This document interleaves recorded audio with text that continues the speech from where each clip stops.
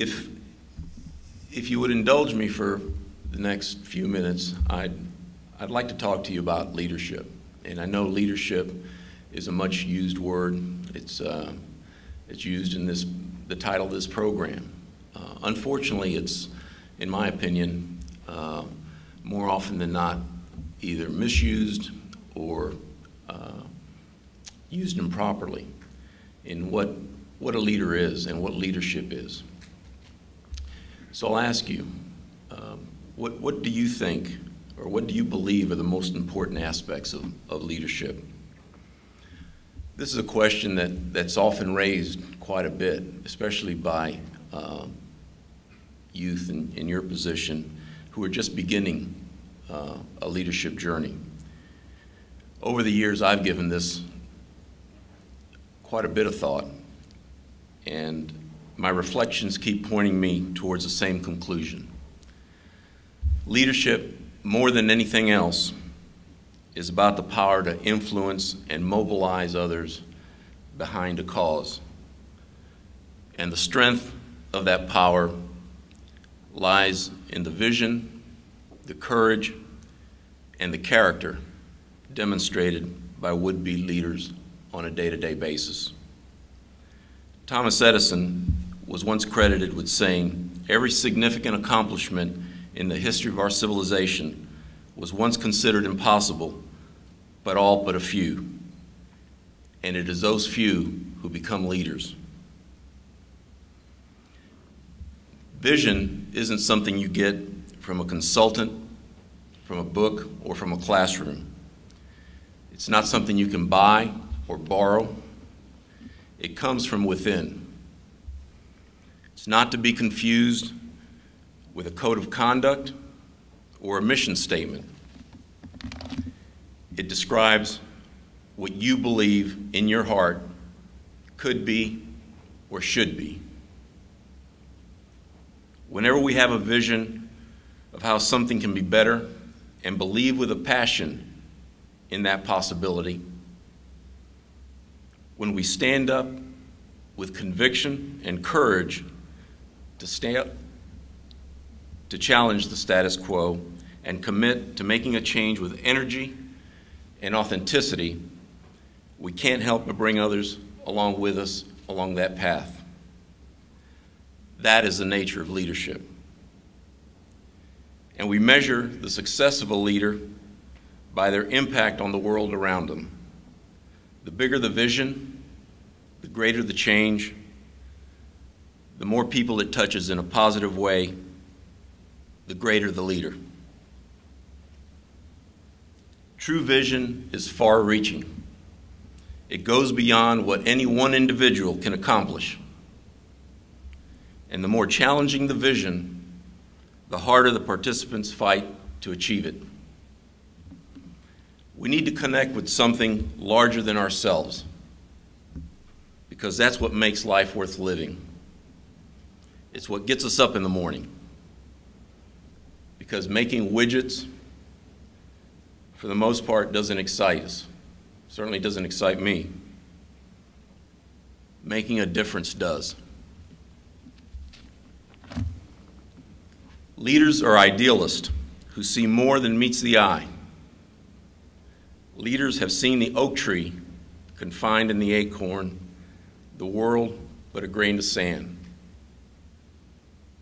In fact, this program is an example of leadership. As Lieutenant Hernandez said, just a few short months ago,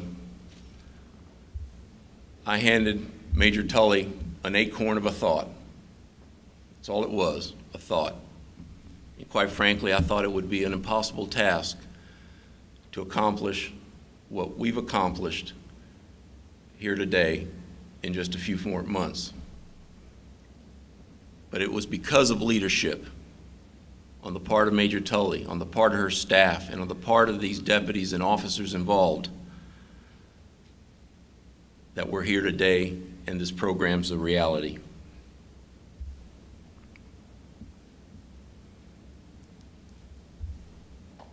It's vision that ignites the fire of passion. And if vision is a source of leadership, then passion is its power. It's what attains buy-in. Leadership is about mobilizing people.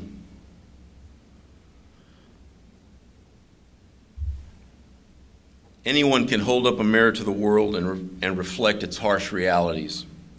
It takes a leader to hold up visions of a better world, to distort the mirrors just enough to give us a glimpse of our inner possibilities.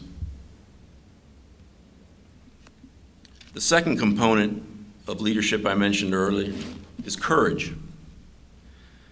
Now, the word courage usually conjures up visions of performing some dangerous act of valor in the midst of hazards or threats. There's another realm of courage, however, that rarely, if ever, involves any physical risk, but does require great moral courage. Those in a leadership position face various kinds of real fear from this realm, including the fear of failure, the fear of rejection, and the fear of criticism. In fact, these fears prevent many people from being leaders. True leaders combat these fears with the courage of conviction.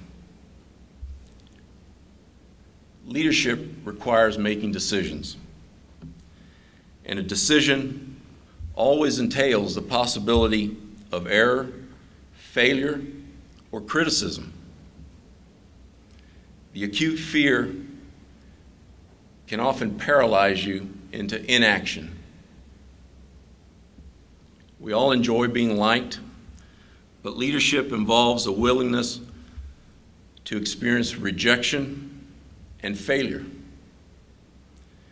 It's easy to feel alone and alienated when making the right decision proves unpopular. In fact, the fear of rejection can run so strong, it can overpower your good judgment and your sense of duty. A leader does not focus on what could go wrong, but on what can go right. Leaders do not have the luxury of taking inordinate precautions. They commit to a reasonable risk, and they see opportunity in risk and pursue that opportunity. Leadership decisions are seldom perfect. They require discernment between what is good and better, between what is better and best, and between what is bad, worse, and worst of all. The responsibility of having to make difficult decisions is not the burden of leadership, it is the privilege of leadership. I'll say that again. The responsibility of having to make difficult decisions is not the burden of leadership, it is the privilege of leadership. Unfortunately, would-be leaders are sometimes susceptible to surrendering their integrity, choosing to take the expedient way of least resistance rather than do what is right and risk rejection. American patriot William Penn famously said, "Right is right, even if everyone is against it, and wrong is wrong, even if everyone is for it." As a leader, you make certain decisions because they're the right thing to do, although doing otherwise would be the easy and popular choice. A true leader overcomes the fear of rejection because not all right decisions are popular or appreciated at the time. The third hallmark I mentioned earlier of being a leader, and probably the most important, is integrity. Leadership is about the content of a person's character. Unfortunately, in our society today, a personality ethic has replaced a character ethic for leadership. with a leadership emphasis on personality instead of character, on persona instead of purpose. Charisma has replaced credibility. Style has replaced substance. Method has replaced meaning. Compromise has replaced content. And convenience has replaced commitment. A simple example of integrity makes an impression, but a leader's behavior must be consistent if he or she is to successfully shape an organization. While leadership qualities are diverse, integrity is simply a yes or a no. Either have it or you don't. To be a leader, you must have more than the image of integrity. You must have substance. Integrity comes from the congruence between your thoughts, your words, and your actions. In other words, your actions match your words. There's an anecdote about Mahatma Gandhi that illustrates this point. Gandhi was probably one of the greatest examples of leadership in modern times, and there's many stories about his life that demonstrate the power of teaching this character trait. According to the story, a mother once brought her child to him, asking him to tell the young boy not to eat sugar because it was not good for his health or his teeth. Gandhi replied, "I cannot tell him that, but bring him back in 1 month." The mother was angry. She had traveled a great distance and had expected Gandhi to support her parenting. She had little recourse, however, but to leave and return a month later, not knowing what to expect this time. This time, however, Gandhi took the small child's hands into his own, knelt before him, and said, "Do not eat sugar, my child. It is not good for you." He then embraced the boy and returned him to his mother. The mother, although grateful, was perplexed and asked Gandhi, "Why didn't you say this simply a month ago?" "Well," said Gandhi, "a month ago, I was still eating sugar." Gandhi made a habit of matching his words and his actions. That's what made him a person of integrity and a leader. The more a leader's behavior matches his or her words, the more loyal people will become both to the leader and to the organization. In many respects, you as the leader are the organization. To a very real extent, the leader's goals and objectives, creativity and drive, standards and ethical behavior represent the beacon that guide an organization. You see, in my view, leadership is a very personal thing.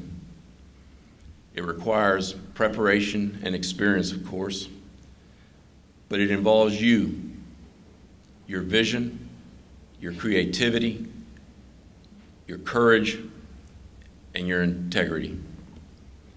Your success as a leader depends on your ability to set clear goals, build support for them, and drive that process to accomplishment. And all this is influenced by the kind of person you are. As you leave here this afternoon, I'd like for you to think about this anonymous reflection. Watch your thoughts, for they become words. Watch your words, for they become actions.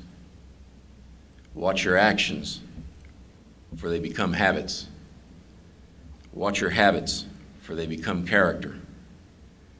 Watch your character, for it becomes your destiny. Congratulations.